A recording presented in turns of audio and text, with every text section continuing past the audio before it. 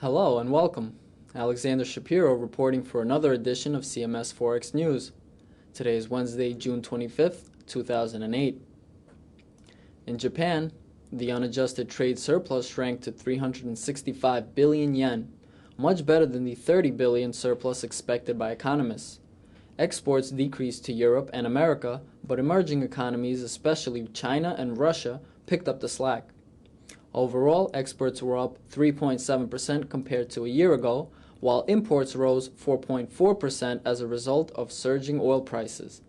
The export sector has been propping up the Japanese economy, where domestic demand is weak amid high inflation. One measure of Japanese prices, the amount that companies pay for services, rose 0.6% year over year in May. The largest contributor to the increase was transportation services. No surprise, as fuel costs continue increasing. In the Eurozone, orders for industrial goods for April rose 2.5% and were up 11.7% on the year. Both results surprised forecasts on the upside and helped boost the euro overnight. The euro-yen pair rallied about 90 pips from its overnight low, reaching near 168.7. European stock markets performed well as oil prices eased.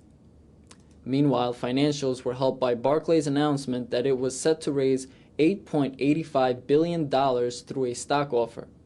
The euro is now within sights of its old record high near 169 against the yen and pushed above its recent resistance level near 168.1. The pair had been trading in a sideways range the last 6 sessions.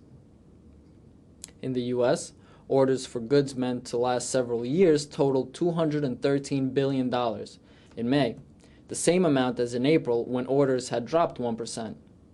Excluding transportation equipment, orders fell 0.9%, the first drop in 3 months. The annual pace of new home sales declined 2.5% for May, the 5th time sales have retreated in the last 6 months. Also, inventories have declined, which is a welcome sign for the economy. The excess supply of homes in the housing market has been depressing prices and bringing down homeowner sentiments. Also today, the FOMC held rates at 2% and said that they have seen an improvement in growth and that downside risks to the economy have diminished. With the price of energy and other commodities rising, the Fed is now shifting their focus on inflation. The next move will most likely be a rate increase, though the Fed may be more patient in when they decide to do it. This may disappoint those that are hawkish on inflation, and overall the dollar was pressured after the release. Prior to the Fed's decision, the dollar was trading higher against the yen as U.S. equities were bolstered by the slide in oil prices and a better-than-expected report on U.S. crude supply. The dollar-yen pair set a high near 108.3 prior to the Fed announcement.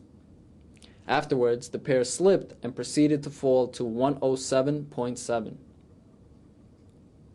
The euro-dollar pair rose overnight, retesting its highs from yesterday's session, but paired those gains prior to the FOMC statement.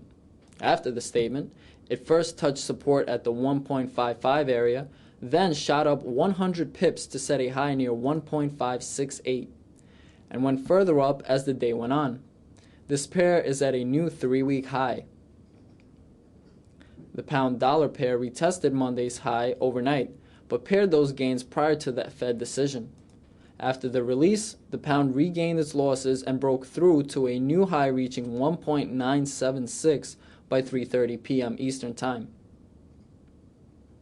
Today, New Zealand releases its current account, and Australia will unveil its leading index.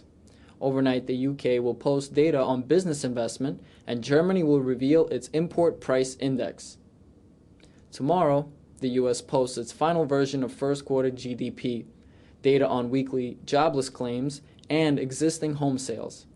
New Zealand will post its GDP for the first quarter, while Japan has a slew of releases slated for the evening. Join us again tomorrow right here at cmsfx.com.